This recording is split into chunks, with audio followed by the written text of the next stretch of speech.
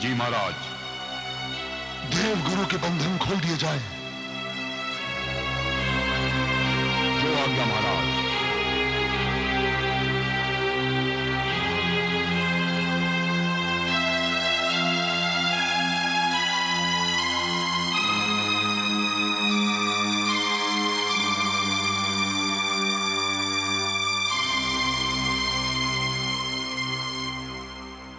देवगुरु, हमारे नासमझ दानव द्वारा कहे गए कटु शब्दों के लिए मैं आपसे क्षमा चाहता हूं, और हमारे सेनापति रक्त बीज के अभियान से भी जो आपको कष्ट हुआ उसके लिए मैं दानवराज महिषासुर आपसे क्षमा याचना करता हूं आचार्यवर।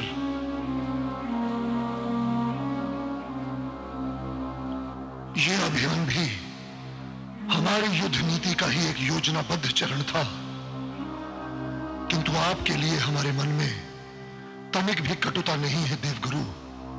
इसमें क्षमा याचना अथवा स्पष्टीकरण की कोई आवश्यकता नहीं है दानवराज।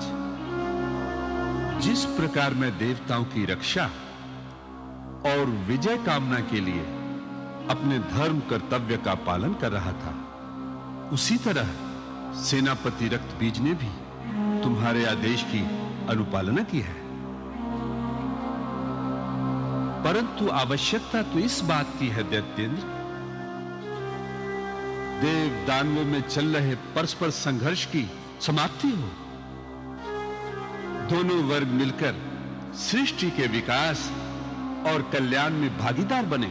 नहीं देवगुरु, यह कदापि संभव नहीं। जब तक आपके उस अधम धूर्त कपटी शिष्य इंद्र का मेरे हाथों वध नहीं हो जाता, समस्त लोकों में असुरों का आधिपत्य स्थापित नहीं हो जाता, जब तक हम असुरों की अस्मिता को सर्वोच्च स्थान प्राप्त नहीं हो जाता, तब तक हमारा ये युद्ध अभियान निरंतर चलता रहेगा। आचार्यवर, असुर और देवता एक ही पिता महर्षि कश्यप की संतान है, और हम असुरगण देवताओं के ज्येष्ठ भ्राता हैं। ज्येष्ठ भ्राता हम परम कुलीन ब्राह्मण हैं, और हम ब्राह्मणों के अधिष्ठाता स्वयं ब्रह्मा जी हैं। परंतु सृष्टि में हमें निम्नतम स्थान प्राप्त है। देवता स्वर्ग का सुख भोगे और हम असुर पाताल की पीड़ा पाए।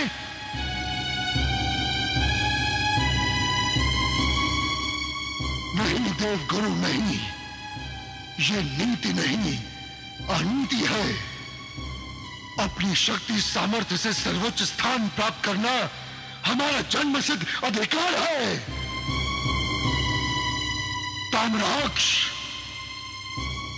आज्ञा दानवराज। जाओ दानवीर ताम्राक्ष, आचार्य बृहस्पति से क्षमा मांगकर इन्हें से सम्मान इनके क्षेत्र में पहुंचा दो।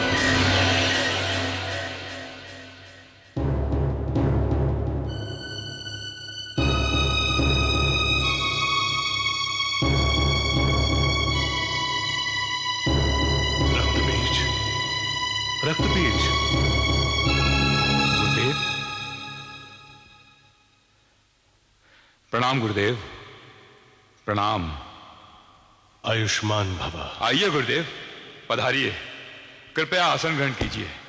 आइए गुरुदेव, विराजिए।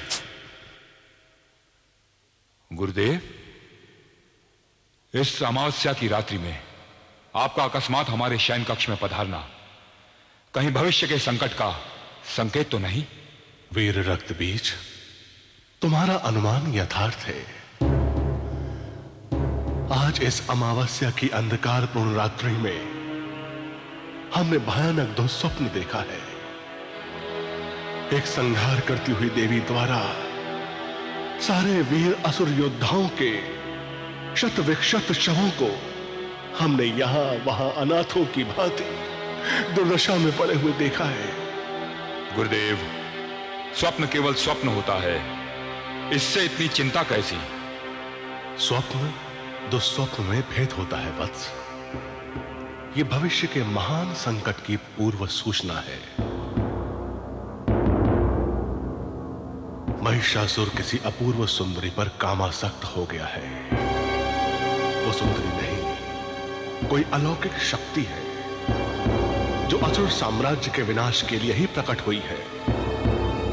हमने महिषासुर को बहुत समझाया, उस देवी से आसक्ति त्याग दो, किंतु महिषासुर के सिर पर काल आरूढ़ है। हमारा आज्ञाकारी होकर भी हमारी अवज्ञा कर दी। रक्तबीज, महिषासुर तुम्हारे वचनों का आदर करता है। तुम्हें निद्रा से जगाने का यही अभिप्राय है। मृत्यु की काल रात्रि को टालने के लिए महिषासुर को सावधान और सजग करो। गुरुदेव, भूत भविष्य और वर्तमान के आप दृष्टा हैं। काल की गति आपसे छिपी नहीं। फिर आप मनस्वी होकर अकारण चिंता क्यों कर रहे हैं? आप जानते हैं यह रक्तबीज वीर शिरोमणि महिषासुर का अनुगामी है। हमारी भाषा में भी वही ध्वनि होगी जो महिषासुर की भाषा में होती है। गुरुदेव, मैं महिषासुर की छाया मात्र हूं, मात्र छाया।